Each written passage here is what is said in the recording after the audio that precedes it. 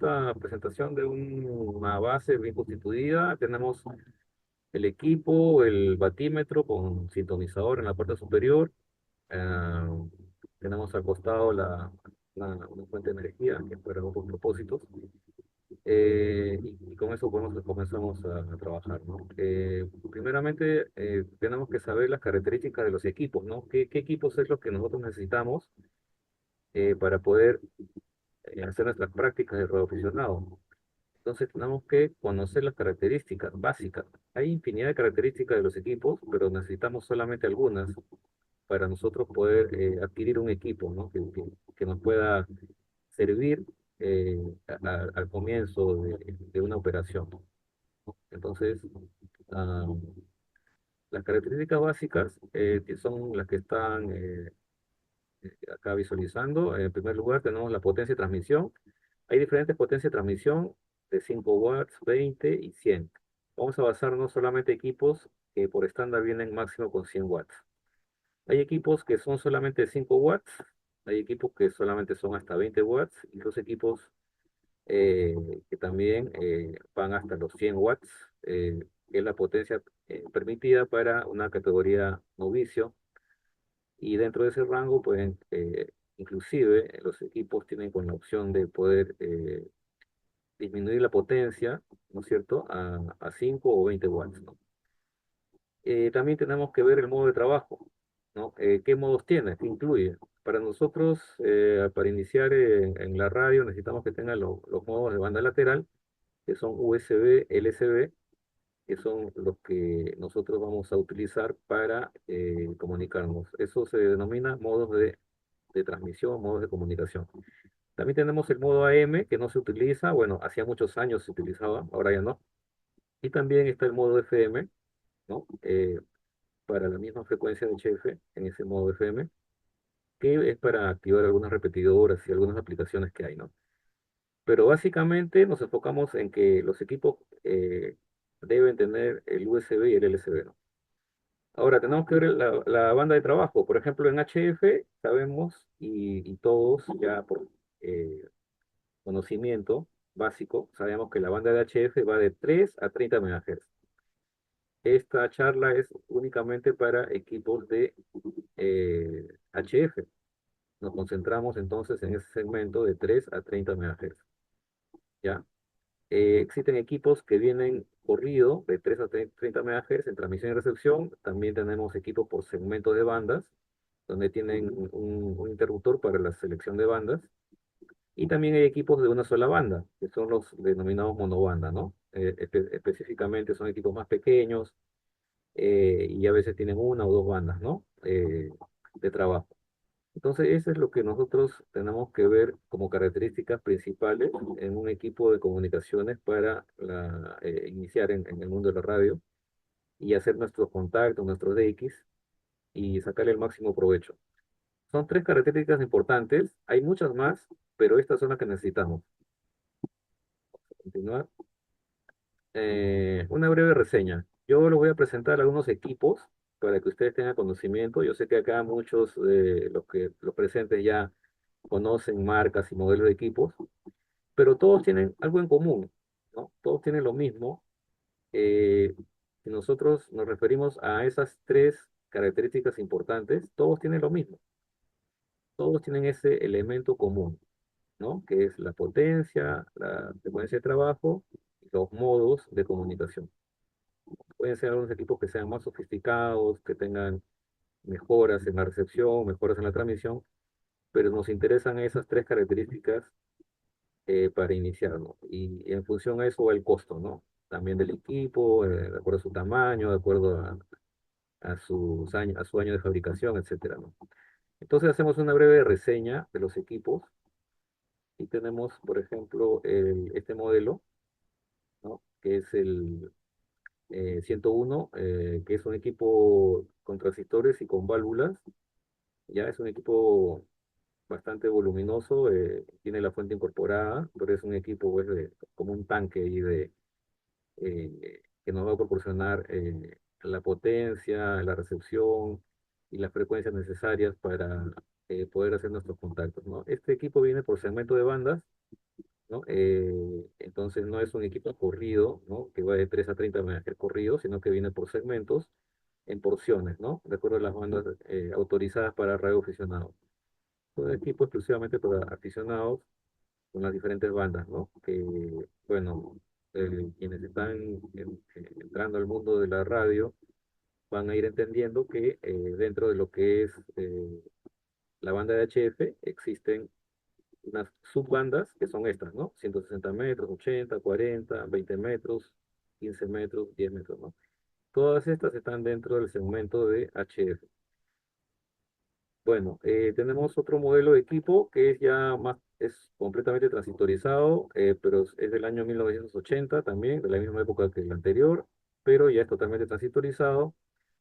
Tiene también las mismas características, potencia 100 watts, las modalidades que necesitamos, LSB, USB, las bandas de trabajo, también es segmentado, no es un equipo de banda corrida, no utiliza memorias, al igual que el equipo anterior, no tiene sistema de memorias, solamente uno cambia la banda y la frecuencia y donde se pone el dial, ahí donde te comunicas, no se graba la memoria, ¿no?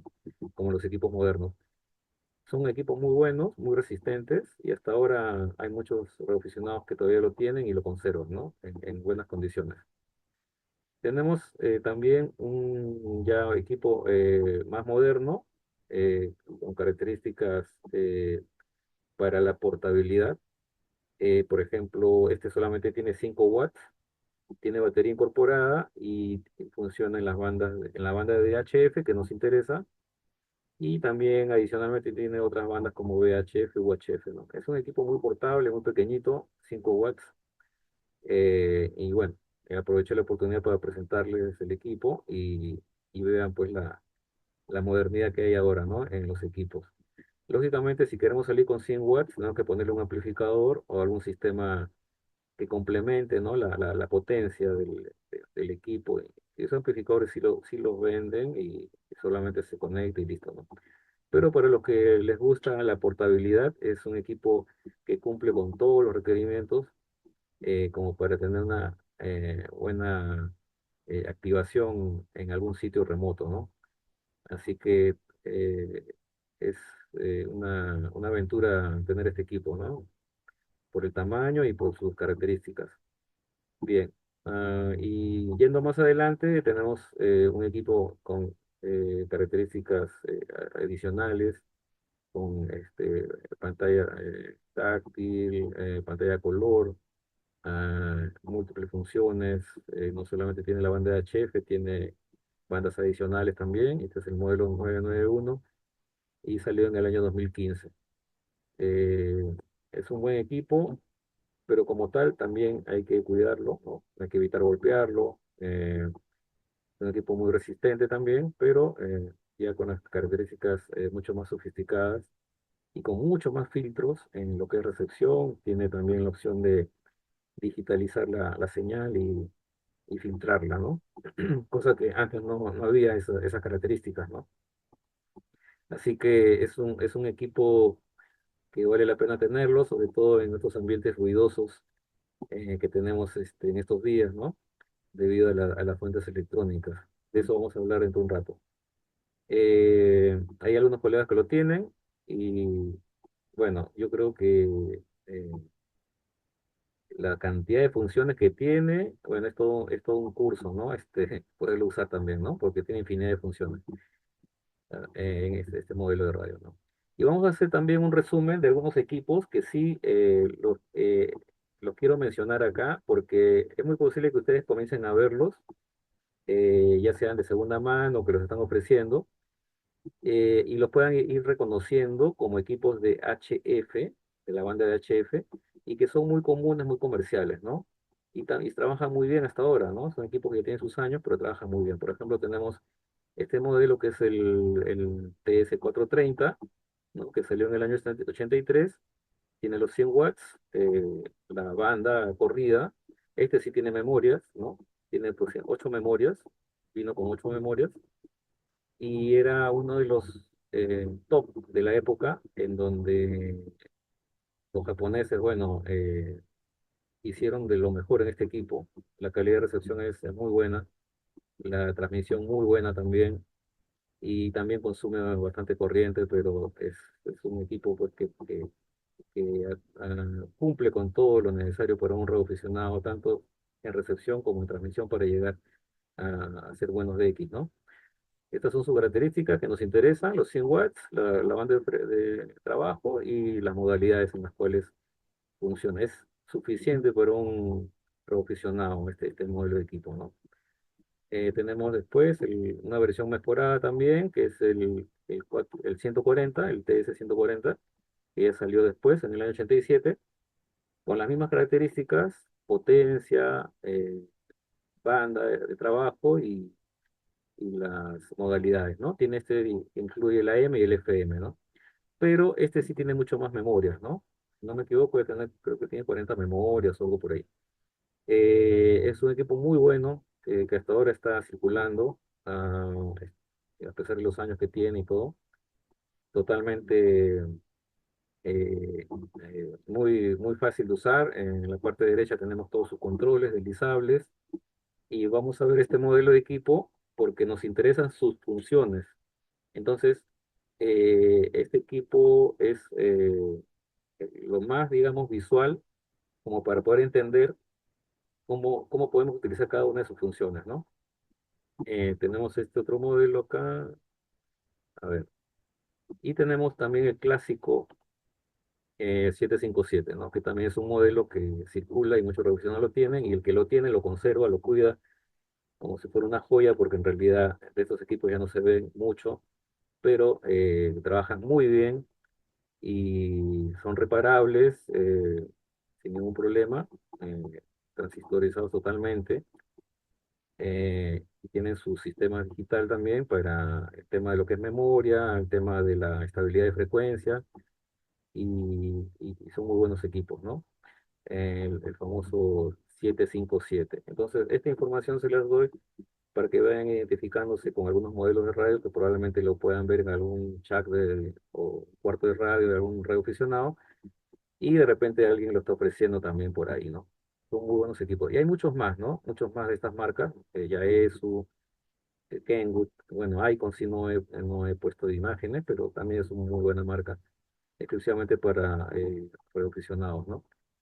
Bien, entonces ahora tenemos, ya una vez que hemos visto estas características, y hemos logrado visualizar, hacer un paseo panorámico por estas bellezas de equipos clásicos, podemos hablar ahora sí de lo que es cómo identificamos las conexiones de un equipo, ¿no? Ya tenemos el equipo, pero tengo que conocer cuáles son las conexiones importantes. ¿Y por qué importantes?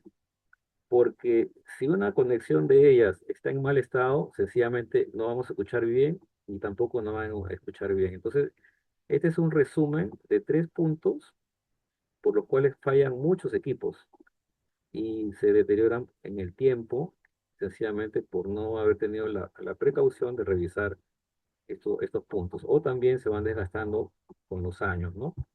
Ustedes saben que el tema de comunicaciones tiene que tener un mantenimiento periódico, ¿no? Porque de lo contrario, en un momento u otro, o el equipo colapsa, o la antena, o la energía, o cualquier cosa de nuestra base, ¿no? Entonces, tenemos que identificar estas conexiones, ¿no? La conexión de antena, en primer lugar, que es importante. La antena es un elemento vital en el equipo, no solamente porque nos va a permitir llegar y escuchar, ritan y se puede hacer que los cables se crucen y genere un calentamiento, una, eh, esto puede ser hasta un incendio, ¿no? Si no tenemos las precauciones. Entonces, la conexión de energía es importante. Eso lo vamos a ver más en detalle dentro de un rato. Y tenemos también la conexión del micrófono. Mucha gente o muchos colegas dicen: oye, no tengo potencia de salida, no me escuchan. Pero no es la potencia de salida, a veces es el micrófono, que no tiene buena modulación, o se ha cortado el cable, o la pastilla del micro se averió, o de repente los cables de la conexión interna ya se han soltado porque se golpeó el micro. Entonces, una buena conexión de micro y un buen estado del micro va a permitir un buen comunicado, ¿no? La calidad del micrófono también es importante, ¿no? saber dosificar la modulación también, regularla, todo eso es importante, ¿no? Entonces son tres elementos que nosotros debemos de revisar periódicamente y mantenerlas en buenas condiciones. Ya, esto, por eso estoy haciendo énfasis en esto, para que ustedes lo tomen a consideración. Tenemos también un ejemplo de lo que son las condiciones de antena. En el caso de equipos de baja potencia, ¿ok? Se utilizan los conectores BNC, ¿no es cierto? Que pueden soportar pues un máximo hasta de 20, 30 watts, ¿no? Un conector BNC.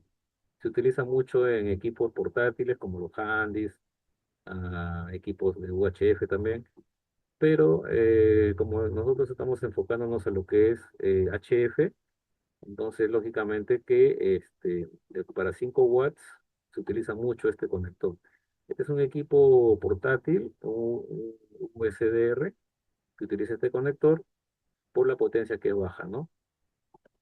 Entonces, tenemos el otro conector que es el más usado para altas potencias, que es el SO232, al cual se le va, bueno, utiliza un conector PL259 para, ya sea para un RG8 o RG58, que son los coaxiales, pero este es el conector que más se utiliza para equipos de 100 watts y también aguantan hasta kilovatios también, ¿no? Mucho más potencia también, ¿no?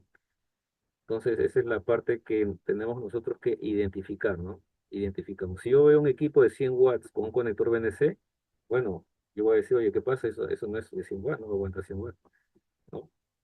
Entonces, si identificamos, nos damos cuenta cuál es la característica del equipo, ¿no? Tenemos acá las conexiones.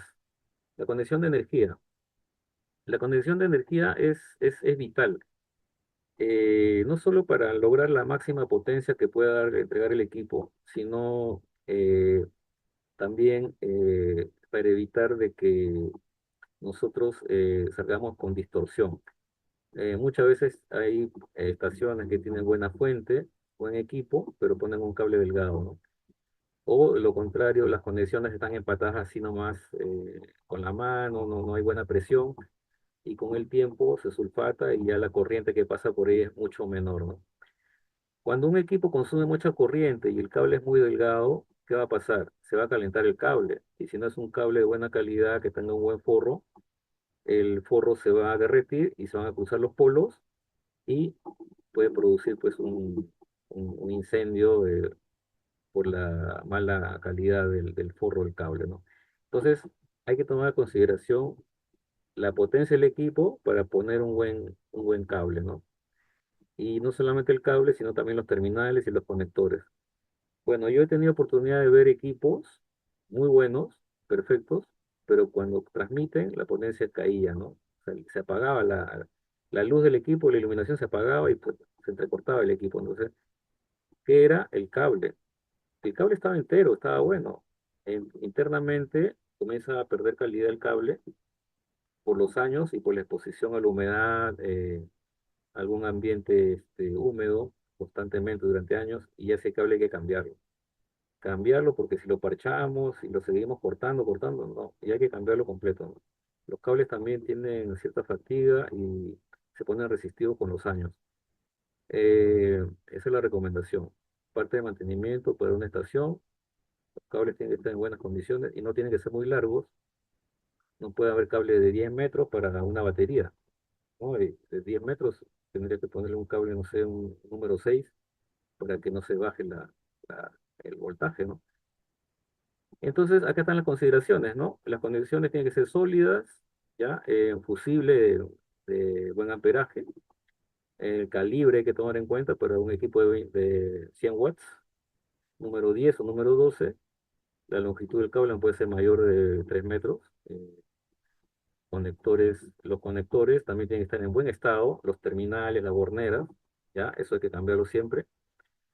Y es parte, pues, de nuestro compromiso, ¿no? Como radioaficionados también, ¿no? Mantener todo en buenas condiciones, y creo que el mejor resultado de una buena estación son los reportes que te puedan dar, en calidad de señal, de modulación y todo. Entonces, porque todo está en buenas condiciones, se va a salir muy bien.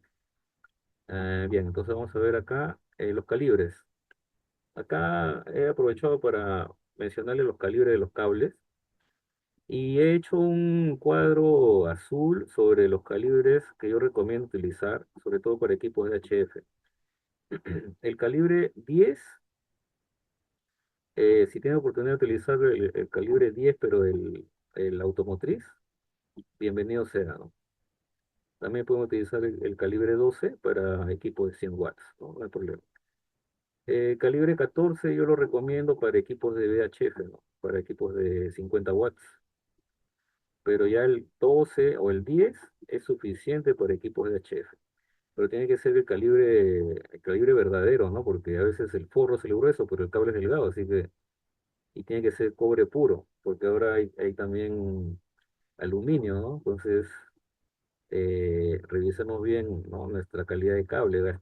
Hay que invertir un poquito más, se invierte un poco más, pero nos va a durar más nuestro cable y nos va a permitir una mejor transmisión. Entonces, estos son los calibres 10 y 12, ¿no? Automotriz, suficiente. Bien, tenemos también acá para identificar como tercer punto las conexiones del micro, ¿no? Hay dos tipos de conexiones que se utilizan mucho en los equipos de HF. El más común es el de 8 pines que vemos acá. Y también tenemos el de 8 pines, pero el RJ45. Entonces nosotros podemos ver acá de que ambas conexiones tienen que estar también muy limpias, que no estén sulfatadas, que no estén rajadas, que no estén cubiertas de polvo, ¿no? De humedad, tiene que estar todo brilloso, ¿no? Y con eso nos va a permitir una buena calidad de modulación, una buena calidad de transmisión. Entonces, este es el punto también vulnerable en los equipos, sobre todo cuando están muchos años guardados, ¿no? Dice, ya agarro, uy, ya dejé de hacer radio, lo guardaré por 10 años, y acá pues ya viene el problema, sobre todo en estos conectores RJ que no, bueno, son pines expuestos, ¿no? Y muy delgaditos, ¿no? Entonces ya hay que cambiarlo y todo el tema ahí, ¿no? Bien, entonces ahora podemos ir al siguiente punto que también es importante, que, que son las funciones del equipo. O sea, ya estamos entrando a todo lo que es, con lo que viene el equipo de fábrica, y que eso está incluido en los famosos manuales, pero como está en inglés a veces, ahí no lo entendemos, no lo interpretamos y necesitamos un apoyo para entenderlo rápido. Entonces tampoco no podemos aprendernos de memoria todo, pero sí poco a poco tenemos que identificar. Entonces, ¿cuál es el truco? ¿Cuál es el truco cuando yo compro un equipo? Vamos a dividir, vamos a dividir todos los botones en tres partes. La primera parte, que eso es para recepción.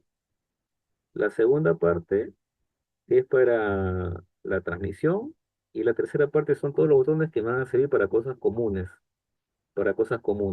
¿no? O sea, hay cosas comunes en el equipo en donde si yo muevo un botón, me va a afectar la transmisión y la recepción. Donde yo aprieto una palanquita, me va a afectar la transmisión y la recepción. Entonces, esas son funciones comunes, ¿no? Y hay funciones, como repito, que son solamente para transmisión y hay otras funciones que son solamente para recepción. Entonces, a veces cometemos el error de apretar botones que son de transmisión y digo, oye, no, se escucha igual, no cambia. Ah, bueno, si te estás equivocando de botón. Entonces, en las funciones básicas tenemos en recepción, son varias, ¿no? Que es para identificar primero es el control de volumen, que está identificado como AF en muchos radios, AF gain o AF solamente. Ese control de volumen. Tenemos el siguiente botón que es un RF gain, que es un control para atenuación variable, ¿no? Cuando hay mucho ruido, con eso regulamos el ruido de fondo y vamos a rescatar la voz. Subimos un poquito el volumen y rescatamos la voz, ¿no? Entonces hay que saber usar también ese RF gain. El atenuador, que es un atenuador fijo, que es como una resistencia o algo que cuando hay una estación muy cerca y satura, entonces yo le meto el atenuador y ya lo voy a escuchar más claro, ¿no? es un fijo atenuador, ¿no? Tenemos el NB, que es el Noise Blanker, que se utiliza mucho. Es un filtro para ruido de chispa, por ejemplo, motores, licuadoras, cualquier cosa que tenga conmutación eléctrica, electrónica, el NB trabaja muy bien hasta cierto punto, claro que sí, ¿no? Y el RIP que se utiliza mucho es el clarificador, ¿no? Es un clarificador de recepción, ¿no? O sea, alguien que está desplazado, yo agarro, lo busco y lo encuentro. Y usualmente es cuando alguien está medio corrido un poco, ¿no? Entonces lo sintonizo es una sintonía fina para recepción. El AGC es un control que te permite balancear la señal o la calidad de la señal y tiene dos posiciones, ¿no? El rápido y el lento, ¿no? Y yo siempre lo pongo en el lento, siempre lo pongo en lo que es lento porque me da más calidad de audio, ¿no? Más calidad de audio, el AGC, ¿ok?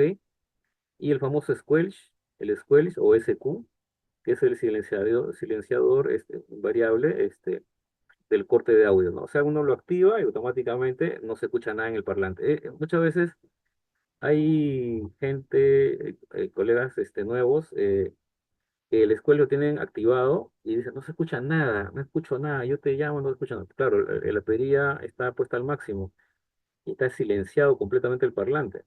Entonces, hay que regularlo, ponerlo a cero, ¿no? Al mínimo para poder escuchar. ¿Para qué se utiliza? Para escaneos, para cuando hay mucho ruido de fondo, regularlo hasta que la estación sobrepase ese nivel, ese umbral de corte y lo vas a escuchar recién. Si hay estaciones que están por debajo del umbral de corte, no lo vas a escuchar. Entonces, eso también hay que saber usar. Pero para no confundirse, mejor es dejarlo al mínimo o apagado, como se dice. Y el IF chip, que es un control variable, que es de un filtro, que también hay que saberlo usar. O sea, la explicación verbal a veces no es suficiente, pero sí con la práctica se logra. En realidad es para poder atenuar estaciones que están cercanas, ¿no? O sea, cercanas no en distancia, sino cercanas a tu frecuencia, ¿no?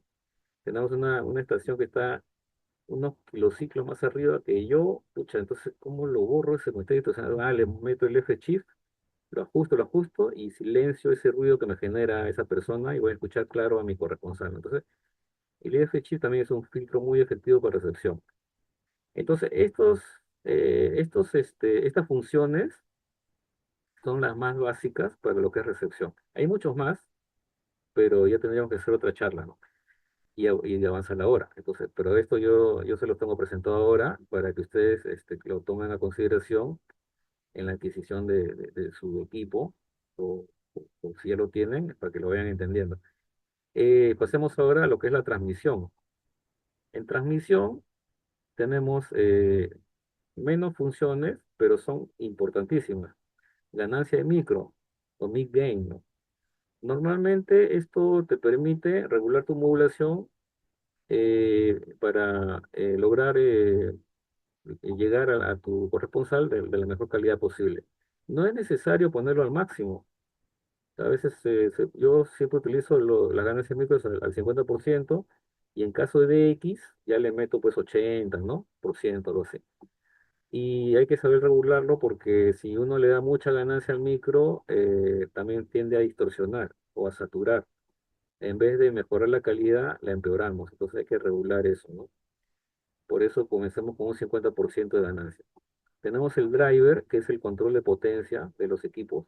Todos tienen un control de potencia, algunos no, pero con esto regulamos nuestra salida, ¿no? Si queremos salir con 5 vatios, 10 vatios, 100, lo regulamos con ese control, ¿no?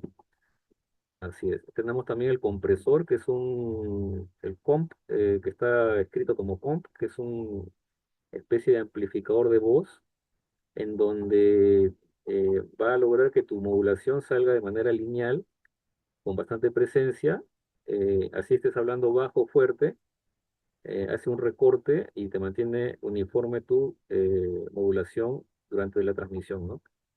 El equipo que yo he probado y que tiene un compresor de muy buena calidad es el TS430 de Kenwood. y es increíble, una calidad tremenda en la modulación con el compresor, ¿no? Y así hay equipos que, o marcas también que han tratado de hacer lo mismo con diferentes resultados, ¿no? Tenemos el SIG o el de, es como un clarificador, pero de transmisión. Yo prácticamente, personalmente no lo utilizo, pero sí está ahí, ¿no? O sea, preferible tenerlo apagado. Pero también sí en algunos casos es importante usarlo, ¿no? Es una sintonía fina para correrse o desplazarse un poquito en la transmisión, ¿no?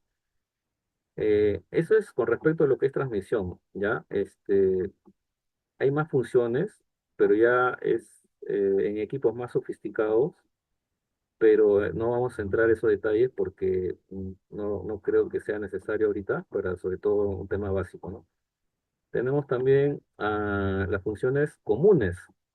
Como le mencioné hace un rato, nosotros vemos la cantidad de botones del equipo, dividámoslos en tres partes, ¿no? Transmisión, recepción y comunes. Entonces tenemos acá las funciones comunes. ¿Cuál es la función común que me va a afectar la transmisión y la recepción? ¿Cuál es el BFO? El BFO es el dial que tenemos acá, este dial que nos va a permitir buscar la frecuencia en el equipo, ¿no? Y variar la frecuencia en la que estamos y encontrar al corresponsal en una frecuencia determinada, ¿no? Tenemos el selector de bandas que tenemos acá para el caso de equipos con bandas segmentadas, y para el caso de equipos de banda corrida también lo tienen, pero en forma digital, ¿no? No en forma de switch, sino en forma de botón. También lo tiene el selector de bandas, ¿no? Están las diferentes bandas dentro de lo que es HF. Es algo común, ¿no? Que tenemos que utilizar y va a afectar la transmisión y la recepción. Tenemos también los modos, el USB, LSB. Por ejemplo, si yo estoy transmitiendo en USB y mi corresponsal transmite en LSB, no lo voy a escuchar, ¿no? O sea, tenemos que estar en la misma frecuencia, en el mismo modo para podernos comunicar.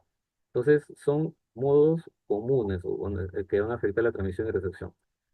Y también tenemos los indicadores, ¿no? Que son los meters, las agujitas o si no las pantallas que salen ahí todos los detalles de nuestras señales. Entonces, ese indicador meter está funcionando, cuando transmitimos funciona y cuando recibimos también funciona. O sea, es trabajo continuo ese meter y se transforma en un elemento común y necesario para que nosotros podamos monitorear las condiciones en las cuales estamos saliendo y cómo también recibimos a nuestro corresponsal.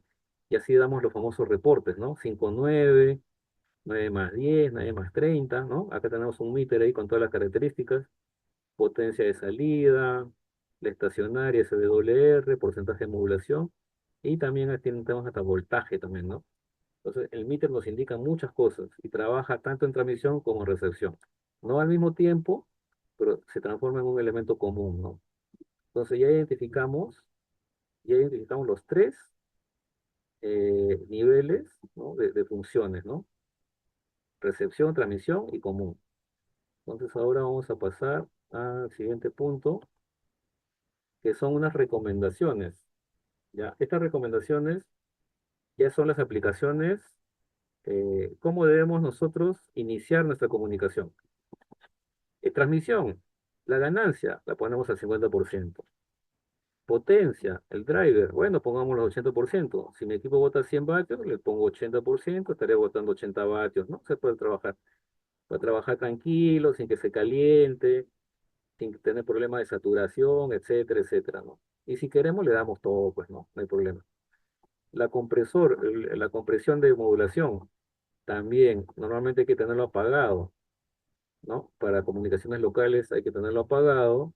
Cuando hablemos en DX o estaciones lejanas, así sea nacional o internacional, ahí lo activamos, ¿no? Ahí lo vamos a activar el compresor. Pero utilizar un compresor para comunicación local va a hacer que a nuestro vecino que tiene radio va a escuchar el ruido que le hacen, ¿no? O sea, sobrecargar una transmisión innecesariamente perjudica a otros operadores que quieren también utilizar la frecuencia y están cerca, ¿no? Si vamos a hacer los de X, normal, pero si voy a hablar aquí a nivel de Lima con toda mi ganancia en micro más un compresor, bueno, no sé si no estoy haciendo de X, no creo que sea necesario. Y el SIG o el clarificador de transmisión hay que apagarlo. Yo prefiero apagar eso porque si no vamos a estar transmitiendo en un lado, nos reciben en otro, va a ser un mundo ahí de revueltas de frecuencia. Así que esto, desde la A hasta la D, es mi recomendación para que la transmisión, iniciemos una buena transmisión, este, eh, con lo básico, ¿no? Tenemos también, el siguiente punto es la recepción. En recepción, ¿cómo hacemos? Tantos botones que tenemos, pero ¿dónde lo pongo? A ver, ¿cuál es la posición? Fácil. Tenemos acá el audio, bueno, un 30%, no mucho volumen, eso depende del gusto, ¿no? Y el oído de la persona, ¿no? Eso yo recomiendo un 30%. El RF Gain, que es el control de atenuación, ¿no? Eso atenúa mi recepción. Prefiero tenerlo apagado para escuchar todas las señales, ¿no? Y lo uso cuando ya haya mucho ruido ahí recién, ¿no? Pero inicialmente apagado. El ATT, el atenuador automático, también apagado. El NB, eso sí tiene que estar activado, el NB activado, porque es el filtro para los ruidos de chispas. El RID clarificador de recepción también apagado para evitar confundirnos. Hay mucha gente que sale con el clarificador activado y finalmente transmiten una frecuencia y reciben otra, entonces es un laberinto, entonces es preferible tenerlo apagado y evitarnos confundir y usarlo cuando sea necesario. Acá se me fue una letra que es ah, el AGC, que es el AGC. Esto sí tiene que estar en slow, slow, lento, lento, porque si ponemos en fast, vamos a escuchar mucho ruido y la voz va a salir escandalosamente sobrecargada en audio. Y sin embargo, si lo ponemos en slow, vamos a tener más claridad en la modulación, ¿no? Lo que vamos a escuchar nosotros, ¿no? Lo que vamos a escuchar va a ser mucho más claro. Así que yo lo dejo en slow. El squelch apagado, ¿no? El squelch apagado. El IF chip al centro. O sea, yo no te estoy quitando ni arriba ni abajo. Yo lo pongo al medio. El chip es un filtro. No quiero utilizarlo todavía, solo cuando sea necesario. Entonces, así iniciamos el equipo, tanto en recepción como en transmisión. ¿Ok? Ahora vamos a ver el siguiente punto, que ya sería una aplicación. Vamos a ver ahora una aplicación de todo lo que hemos mencionado para uso del equipo. ¿Ya? Vamos a utilizar el famoso equipo Kenwood TS-140. Este paso es identificar los botones y identificación de todos los botones. Acá tenemos, uy, ¿qué es esto? No es un laberinto de botones. ¿Cómo comienzo? ¿Dónde voy? Ya.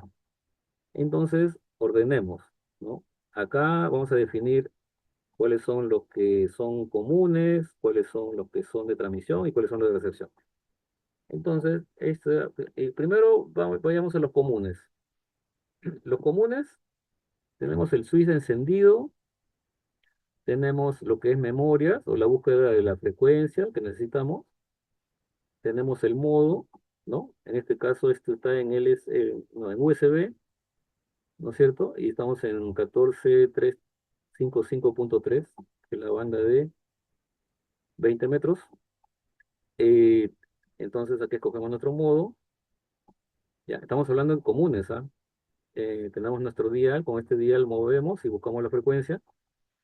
Y estos son, ¿en qué dial? Esto es como si fueran dos diales. ¿En qué dial estoy? ¿En el A o en el B? Ah, ya, entonces estoy en el B, creo, ¿no? Sale el B.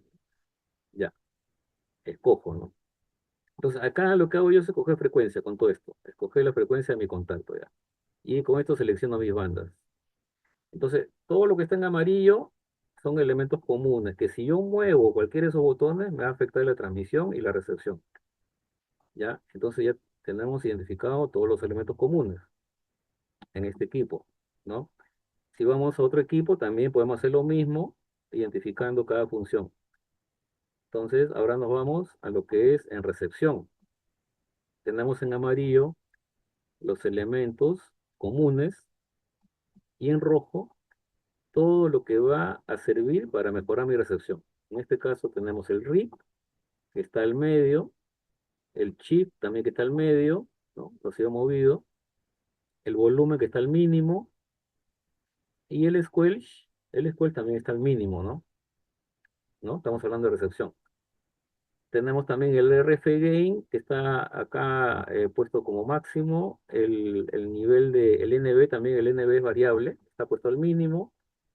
Y acá estamos viendo, ¿no es cierto?, que para toda la parte del equipo está distribuido lo que es la parte de recepción, que está en rojo. Tenemos acá el read, que está apagado, y tenemos los filtros, los que funcionan con este deslizable, funcionan estos dos filtros, y el read, que también está apagado, ¿no? Tenemos acá, para este lado, tenemos el ALC, que es el indicador del meter, ¿no? Con esto yo defino mi potencia o mi cantidad de modulación en el meter, este para control de meter. Este es el famoso ATT, el atenuador. Tenemos acá el AGC, este es el AGC, está fast o slow, que son las dos velocidades. Me imagino que está en slow, ¿no? Que es lo ideal. Entonces tenemos todos estos botones identificados para mi recepción.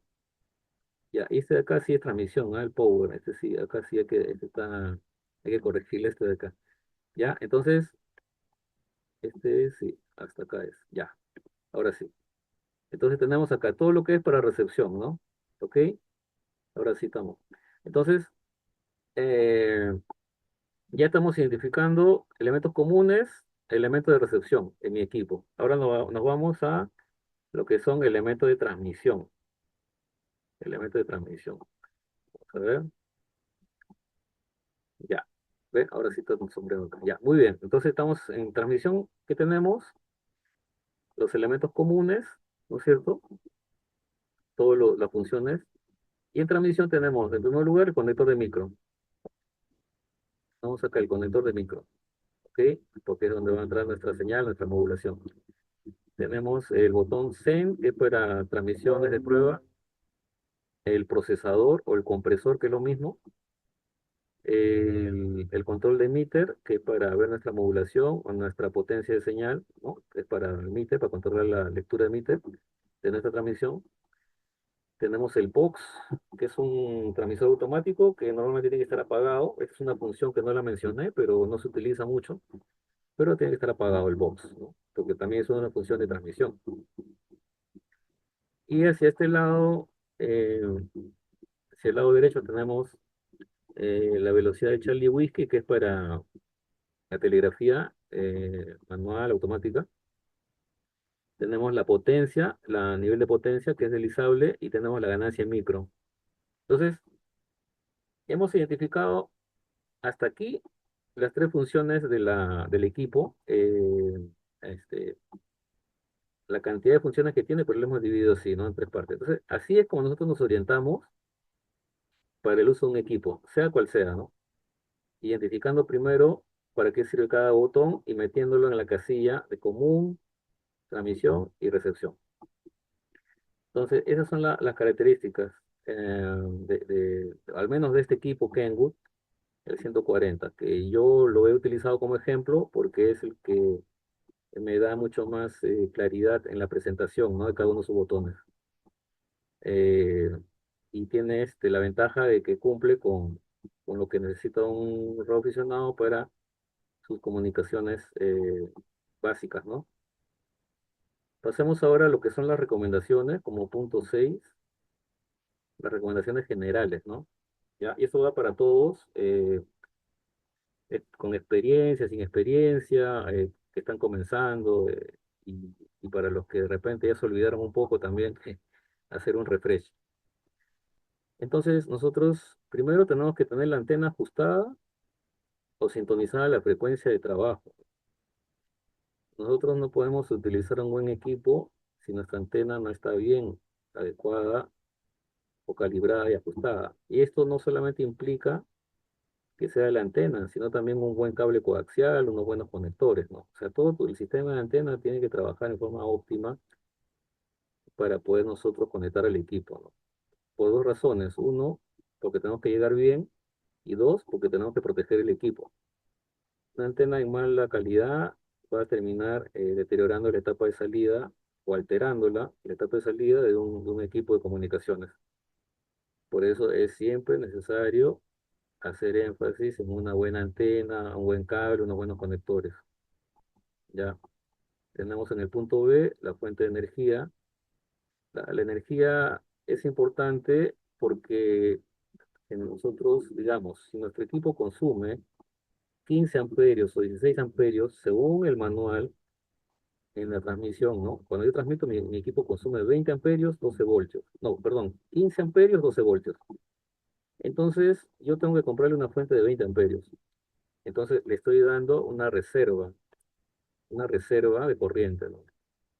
Entonces, no podemos trabajar al borde o al margen, ¿no? Si, por ejemplo, consumimos 16 amperios, ya me compro una fuente de 16 amperios y la pongo, ¿no? Y resulta pues que esa fuente se puede volar porque estás trabajándola al extremo, ¿no? Entonces, hay que tomar en consideración eso. Por eso la fuente que se utiliza mucho para un equipo de de 100 watts son 20 amperios, ¿no? 20 amperios, que es el amperaje comercial, ¿no? ¿Ok? Tenemos también los conectores en buen estado, no solamente conectores de la antena, me refiero a los conectores de energía, me refiero también a los conectores de micrófono, ¿no? Todo tiene que estar en buen estado.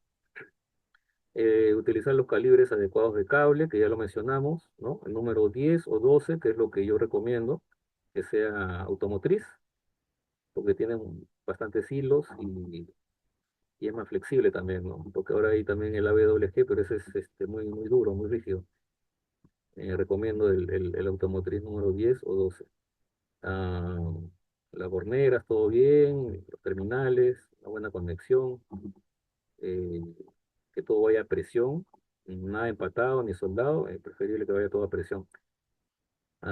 Después también los fusibles, para 100 watts, para 100 watts, el fusible tiene que ser de 20 amperios, ¿no? 20 amperios, ¿ok? Algunos le ponen 25 también.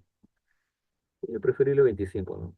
Bien, la ganancia de micrófono también, ¿no? O sea, hay que regular bien la ganancia de micro para mantenerlo dentro del rango y evitar saturar la transmisión. Nos da facilidades un micro de mesa porque podemos nosotros hablar a distancia del micro sin problema alguno. El tema es que a veces nos olvidamos y le damos mucha ganancia o nos pegamos mucho al micro y ya salimos distorsionados. Para eso hay formas de medir eso y también hay equipos que tienen monitor, ¿no? O sea, te pones tus audífonos y monitoreas cómo está tu modulación, eso te ayuda bastante. Pero hay algunos que no tienen, entonces el único monitor que tenemos es nuestro corresponsal, ¿no? Lo paramos molestando, ¿cómo me escuchas? ¿Cómo me escuchas? O si no, monitoreas en otra radio, ¿no? Aunque de cerca, pues todo se escucha bonito, pues, la cosa de lejos. Bueno, y lo más importante es eh, leer el manual de usuario del equipo. Ahí tenemos toda la información, la referencia, las características de consumo de corriente, lo necesario. No solo es leerlo, sino también entenderlo en la medida de las posibilidades. Esta charla es un resumen, sacando todo lo común de muchos equipos que vemos en el mercado y de los muchos manuales que hay también, ¿no?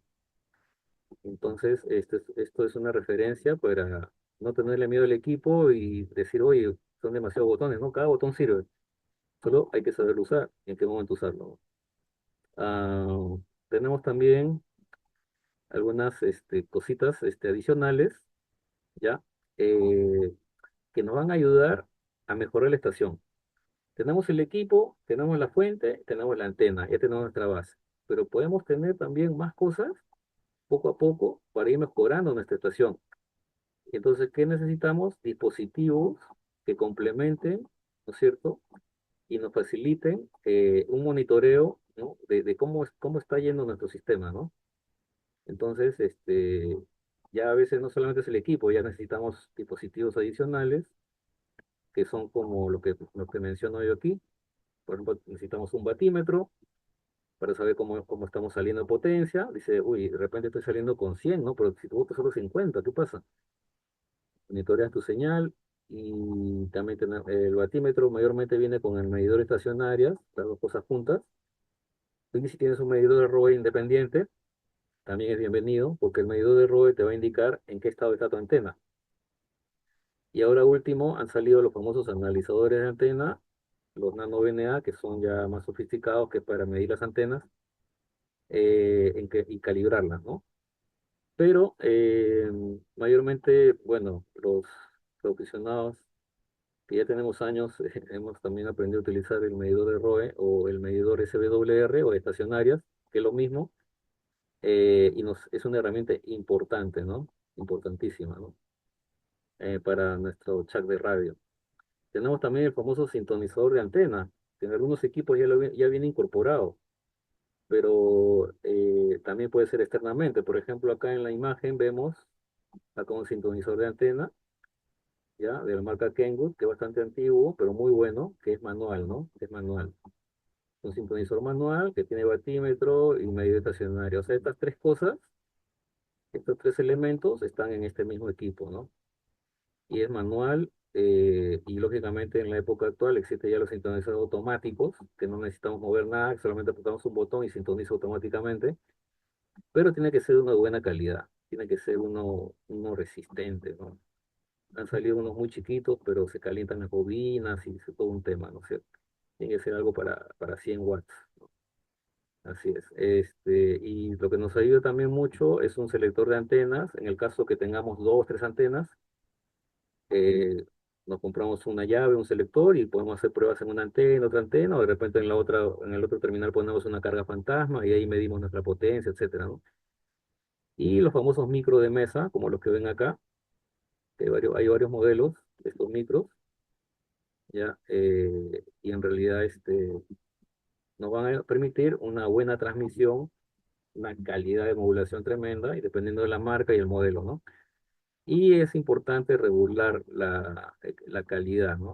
O sea, no es conectarlo y ya, hay que dosificar eh, cuánta modulación le metemos a nuestro transmisor para evitar calentarlo, para evitar saturarlo, para evitar perjudicar a mi vecino, porque estos micros, si bien es cierto, amplifican la voz, también generan barbas, lo que se llama eh, ruidos, algunos kilociclos arriba o hacia abajo, ¿no? Entonces, hay que saber usar esto. Usar un micro de mesa para mí es una responsabilidad, no por lo que implica mejorar nuestra transmisión, sino por lo que implica también llevarnos bien con el entorno. Bueno, entonces, esto es todo lo que podría yo, en resumidas cuentas, explicarles hoy día. Bueno, tras algún retraso ahí por temas técnicos de la máquina que estoy utilizando, pero bueno, ya la vamos a mejorar.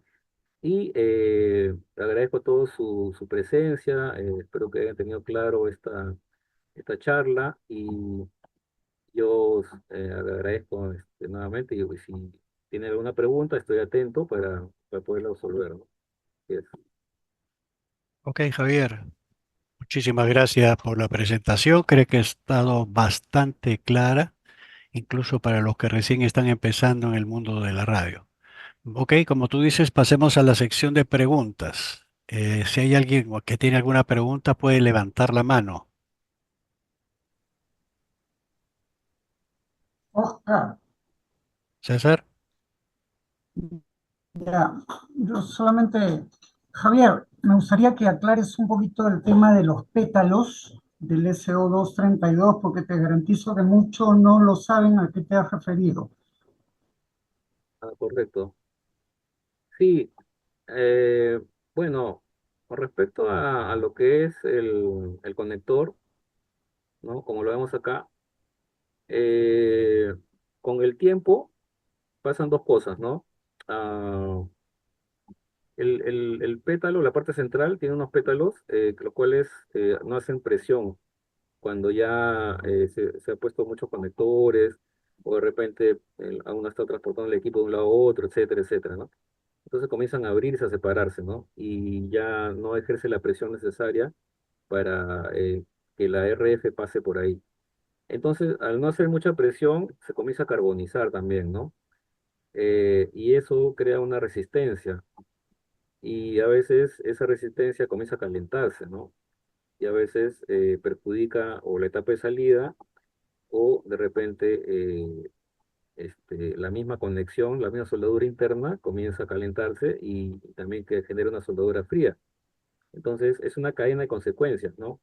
Porque cuando hay un contacto débil y pasa mucha energía por ese contacto débil, tiende a calentarse y eso genera efectos térmicos a las soldaduras. Y a veces internamente se suelta el pin central y el conector casi queda como bailando. Entonces a veces pone el conector y tiene que palanquear recién para que reciba o para que transmita. Entonces a veces le echa uno la culpa al conector que viene del cable coaxial, pero no es así. Es un problema interno producido sencillamente porque con los años ya esos pétalos han ido abriendo mecánicamente, ¿no? Sufren desgastes y tienen unas consecuencias pues, que, bueno, si no se ve a tiempo, puede ser perjudicial para el equipo. Por eso sí, es tan fácil de repente limpiar esa parte y acercar los pétalos un poquito con mucho cuidado porque también eso se parten. Mucho cuidadito y ya que haga presión, ¿no? Nada más. Gracias, Javier. ¿Alguna otra pregunta o comentario?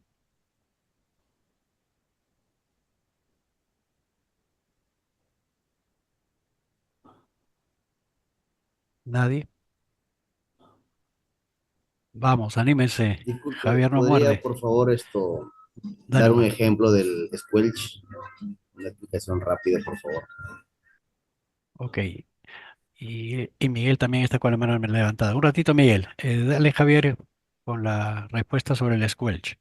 Sí, no entendí muy bien la pregunta, me disculpa. ¿Sí podría explicarnos con un ejemplo el funcionamiento del Squelch? Ah, claro, el Squall se utiliza mucho, sobre todo en los portátiles de VHF, es para silenciar el ruido que genera la recepción o la etapa DFI de un equipo, ¿no? Sabemos que en VHF, cuando uno abre el Squall, se escucha un chillido fuerte, ¿no? Entonces con el Squall uno cierra y busca el umbral, ¿no? El umbral significa buscar el punto justo donde corto ese ruido. Ese es el umbral, ese borde, ¿no?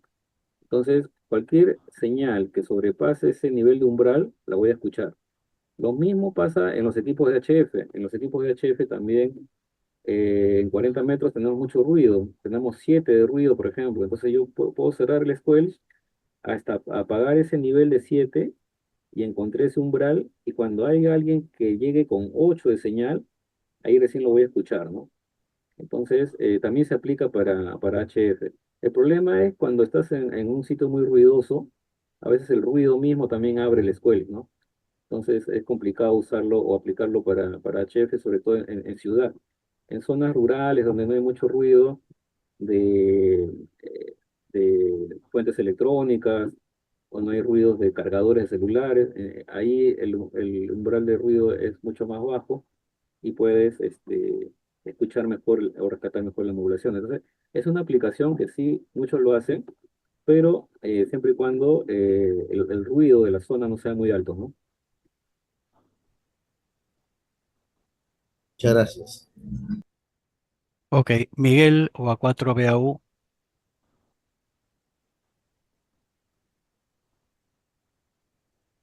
Miguelito. Ya sí, sino que se me movió por acá la computadora. Javichín, has hablado de muchos equipos ahí. Yo creo que hay varios que todavía no han comprado sus equipos, están pensando comprar. No sé cuál podrías tú recomendarles como buen equipo para iniciar, ¿no? Y bueno, yo creo que para alguien que quiere iniciar, tendría que ser un equipo como el que mencioné, un 140, un 757.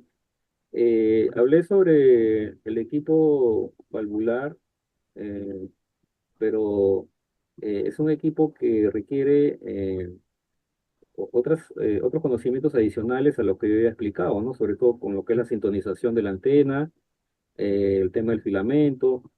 Entonces, requiere un poquito más de conocimiento sobre temas técnicos, que no es complicado, pero no, lo más práctico es utilizar un equipo como, por ejemplo, que está acá, que es el transistorizado, el 707, ¿no? Que es también bastante sencillo. Hay que ponerle su fuente, claro que sí. Eh, y precios razonables, ¿no? Precios razonables. Y por los años que tiene también, ¿no? De vigencia. Pero son reparables también, no hay ningún problema. Y también podemos recomendar este equipo, el 430, ¿no? Que también es bastante conocido, también ya tiene sus añitos, ¿no? Pero si tiene oportunidad de tener uno de estos, también, ¿no? Es mucho más actualizado, más sintetizado también en presentación. Lo que me gusta de este equipo es que tiene la potencia variable, ¿no? O sea, uno puede deslizar acá con esta perillita y puedes ajustar tu potencia a 5, 10 vatios o 100. Y es importante ese equipo porque los que quieren hacer FT8, que es comunicación digital, pueden balancear su potencia con ese simple movimiento de palanquita, ¿no? Y a pesar de los años que tiene el equipo, eh, está vigente todavía y he visto algunos conservaditos, así que si hay suerte de conseguir uno, en buena hora.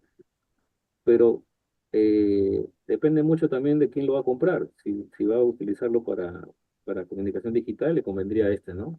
Pues así, ¿no? Bueno, esas son mis recomendaciones. Por eso los he presentado. Ahora, de repente, a todos los presentes, yo, en lo posible, le voy a hacer llegar esta presentación para que lo tenga como referencia también, ¿no? Así es. Perfecto.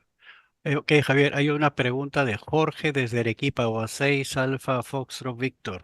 Adelante, Jorge.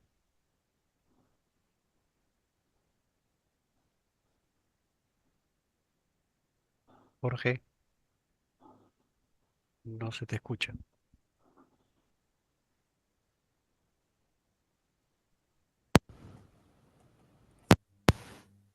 A ver, parece que hay contacto falso ahí con el micro. No te escribe el mensaje. Claro, si no nos escribes el mensaje, también puede ser por chat. Aló, Ahora sí. ya, mil disculpas. Javier, ¿cómo estás? Con las buenas noches. Una consulta técnica con respecto a los cables coaxiales. Yo estoy utilizando en la bajada de mis antenas el RG8U. Lamentablemente este cable, para poderlo acomodar en la parte posterior del jack, es un poquito trabajoso, molestoso, y en algunos casos lo llegas a doblar y hace fuerza con los terminales con el PL259. ¿Es factible hacer el uso del RG8 del radio al tuner y del tuner sacar directamente el RG8, o hay alguna caída? Sí, oye, ¿qué tal? Bueno, gusto de escucharte por acá. Qué bien. Bien, con respecto a lo que es la banda de HF, no es crítico el utilizar acoplamientos con un cable más delgado. No, no es crítico. Al menos en HF no. En VHF y en U puede ser, ¿no? Pero eh, lo que hace mucha gente, bueno, es utilizar unos patchcore también, ¿no? De más o menos 50 centímetros, a ponerle un PL259 y el otro extremo un otro PL y lo une con un tamborcito ahí, una unión y listo. Ese es para evitar que palanquees el conector del equipo, ¿no? Pero si tú tienes un sintonizador o un selector de antena, no hay problema, lo puedes conectar directo y de ahí puedes hacerlo delgado a un equipo de 100 watts. El tema es si vas a usar amplificador. Si vas a usar amplificador, tiene que pasar sí o sí desde el amplificador hasta la llave selectora un cable RG8 y la salida de la llave selectora, bueno, hacia la antena con un RG8. Pero si estás usando 100 watts, no hay problema. No es crítico en atenuación de señal, en recepción y tampoco en transmisión. Y más aún si utilizas 1 metro o 50 centímetros, ¿no? De patchcore. Yo creo que usas 1 metro, ¿no? No hay problema. Tiene que ser sí un buen cable de malla tupida, este, para evitar que ese pedacito de cable genere alguna radiación, ¿no? Eso nada más sería. Muchas gracias. Gusto saludarte. Muy buena noche. Gracias. Si me Gracias. permites, Jorge, también existen los codos. Un codo hembra, un SO232, para poner el cable que baja y luego tienes el macho de PL259 para entrar el equipo. Eso evita que el cable tenga que dar una curva. La curva lo hace el adaptador. Sí, efectivamente, Oscar, tengo un par de codos por acá que me han ayudado bastante. Ujú. Justamente el día de hoy estuve subiendo antenas y tuve el problema de que se me disparaban de un momento al otro las estacionarias. Y al revisar los cables, justamente ese era de los problemas de que hace Conecta. flexión y lo desoldó. O sea, era un contacto falso negativo en algunos momentos, ¿no? Y ahí es donde se Perfecto. disparaban totalmente las estacionarias, ¿no? Tener mucho cuidado, sobre todo con las soldaduras en ese momento, ¿no? Sí. Gracias. Per- Perfecto. Marcos está levantando la mano desde Chile. Adelante, Marcos. Hola, buenas noches a todos. La consulta para Javier. Estuve escuchando atentamente todo el tema del equipo de radio, de comienzo a fin. Me queda una duda con respecto en qué año se dejaron de construir los equipos híbridos. Ah, Es- correcto. ¿Cómo estás, Marco? ¿Qué tal? Eh, con respecto a los equipos híbridos, se estuvieron fabricando, o se iniciaron en el año, si no, acá lo tengo, en el año 81, pero se dejaron de fabricar, me parece que en el año 85, 86, una cosa así, porque paralelo a este modelo también salió el transistorizado, ¿no? Que es el 707, ¿no? Que utiliza casi los mismos componentes, ¿ya? Tanto como el VFO, las frecuencias, los cristales, todo, solo que no tiene la fuente y tampoco tiene las válvulas, ¿no? Entonces, a este equipo, el 707, le fabricaron su fuente con parlante y todo el tema, ¿no? Ya mientras esta producción de los equipos híbridos ya no fue teniendo acogida, ya dejaron de producirlo. Me imagino que en el año 85, no hay una fecha exacta de cierre de producción, pero sí ha sido en esa década, ¿ah? Antes de los 90. Ahora, con los años, después de que se dejó de producir, con los años muchos han estado buscando este modelo y creo que hasta ahora lo buscan porque es un equipo pues de batalla y también transmite muy bien y patea bien como decimos nosotros. Pero sí, es toda la historia más o menos relacionada a estos modelos. Y ya después comenzaron a aparecer las versiones ya digitales, como el 757, el Yaesu 757, que también fue todo en el año 87, ¿no? Que fue toda una tecnología moderna, digitalizada. Esto ya no utilizaba cristales por banda, esto ya utilizaba un sistema sintetizado, ¿no? De PLLs y conversiones digitales para lograr todo el ancho de banda de 3 o de 1 hasta 30 MHz. Y si tú te das cuenta, su producción también se inició en el año 87. Entonces, mientras van apareciendo cosas modernas, ya se iban dejando de fabricar estos equipos híbridos, ¿no? Eso es lo que más o menos te podría mencionar. ah, he apagado el micrófono, ok. Entiendo totalmente tu explicación, Javier. Ya, eso sería. Gracias. Gracias, Gracias. Marcos. Gracias, Marcos, por participar. Hay una pregunta en el chat, Javier, de parte de Daniel. Dice, si no es molestia, por favor, alguna recomendación de un batímetro medidor de ROE para un equipo de 100 watts. Sí, también ahí veo una mano de Manuel, ¿no? Manuel Sí, Linares. también, Sí, pero ya. estaba leyendo primero el chat Ya. porque él Este, hizo primero, las damas primero. Perfecto. Sí, batímetros hay varios. Han salido unos hasta con pantalla digital y todo, ¿no? Bueno, yo prefiero los clásicos, antiguitos, como la marca Headkit o Swan, ah, esas marcas. Más que nada por la calidad de la aguja, los ejes, ya no se fabrican cosas como esas y son durables y eternos, ¿no? Estamos hablando de HF, ojo, ¿eh? de HF. Ya para VHF, UHF, ya podemos comprarnos algo más moderno, ¿no? Pero si es en HF, para que aguante los 100 vatios, si nos da una referencia exacta, sí, unos antiguos. Yo recomiendo, pero si queremos apuntar hacia la modernidad, existen ya unos batímetros pequeñitos con números digitales y te sale la potencia, la estacionaria, todo en un solo pantallazo y es cosas chiquititas.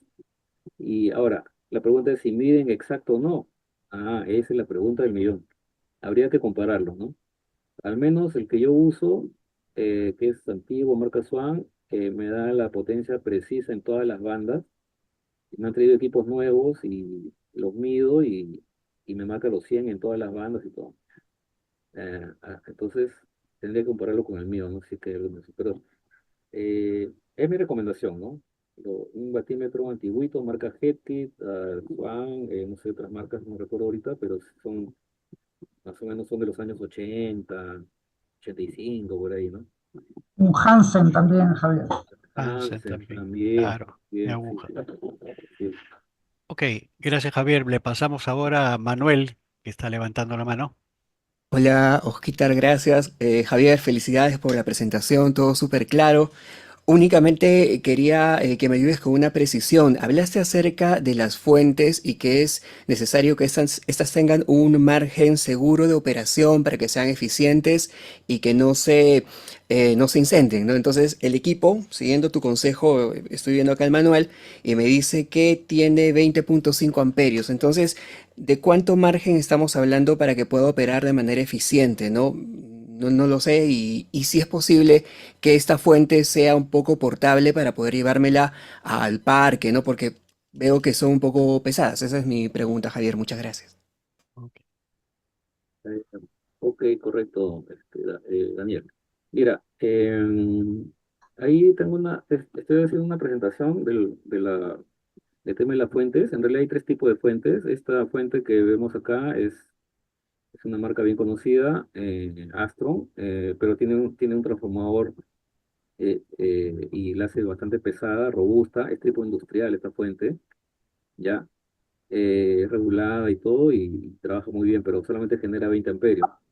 Tenemos la siguiente, que es una fuente electrónica, switching, que están de moda ahora esas fuentes. Son livianas, no usan transformador pesado de conversión, hacen la conversión electrónicamente. Y en este ejemplo he puesto una de 20 amperios para este tipo de radio, ¿no? Si tu consumo es de 21 amperios o más de 20 amperios, lo que yo te recomiendo es que consigas una fuente de 30 amperios, ¿no? Si quieres una fuente liviana, consíguete una fuente switching de 30 amperios mínimo, ¿ya? Y si consigues una de 40, que es un poquito más alta que esta, también en buena hora. Entonces, ese margen, lo que yo denomino una especie de respaldo, ¿no? Adicional, tiene que ser más o menos de un 40% para arriba. Este es para evitar dos cosas, ¿no? De que la fuente se sobrecargue en consumo, porque si consume mucho, se cruza la fuente. Y para evitar que el equipo pueda recibir alguna sobretensión por ese cruce, ¿no? Entonces, son 20 amperios o 21, si te consigues una de 30, suficiente. Ahora, si te venden una de 30, a veces no te da a 30, de repente te puede dar un poco menos. Pero tiene que ser una fuente de calidad. Y si quieres una fuente liviana, consíguete una electrónica, una switching de 30 amperios o 40. Esa es mi recomendación. Listo. Muchas gracias. Ok, hay una mano levantada de Dani Navarro. Buenas noches. Una consulta, a ver si nos recomienda un equipo con sintonizador, porque como no he hablado con los equipos que tienen sintonizador.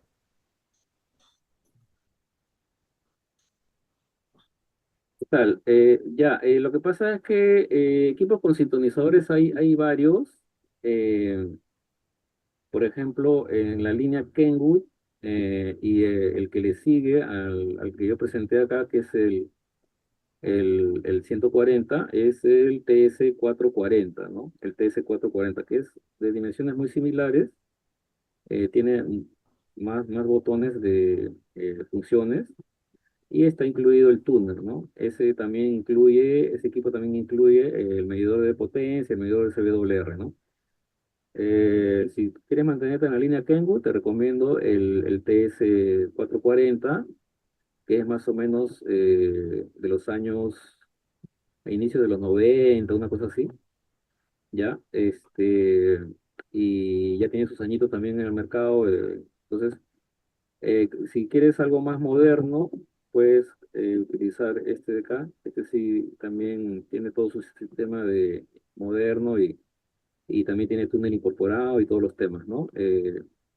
Bastante completo este modelo, ¿no? Así que ahí te presenté esos dos modelos, el FT991, versión moderna, y la versión ya con tiempito en el mercado es la Kenwood 440. Esas serían mis dos recomendaciones con respecto a equipos de aficionados, ¿ok? Gracias. ¿Alguna otra pregunta más?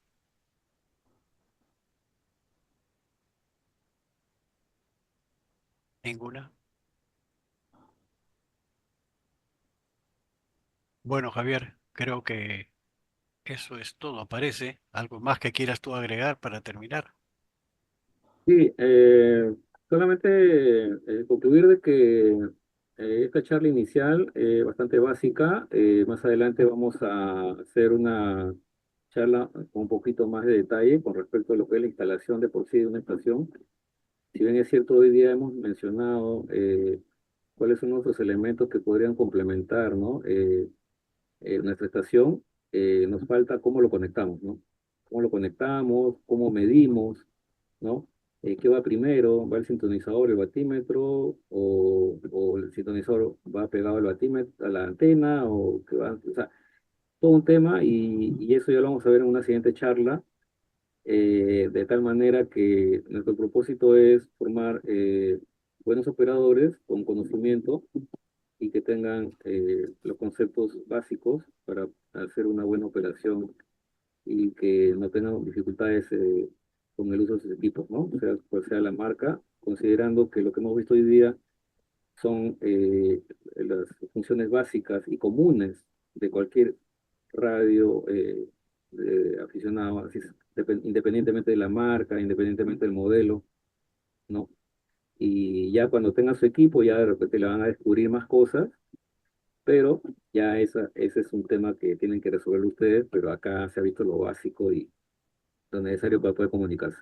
Nada más por mi parte, Oscar, y agradezco la participación y atento como siempre para cualquier cosa y consulta. Perfecto, Javier. Muchísimas gracias y muchísimas gracias a todos los que han estado presentes durante toda la charla. Creo que ha sido muy provechosa muy provechosa la información que nos ha alcanzado Javier, especialmente, como él dice, para los que recién están empezando o armando su estación. Muchas gracias y los esperamos en una nueva versión de las charlas virtuales que da el Radio Club Peruano y luego en los talleres presenciales. Muchísimas gracias, muy buenas noches, nos estamos viendo.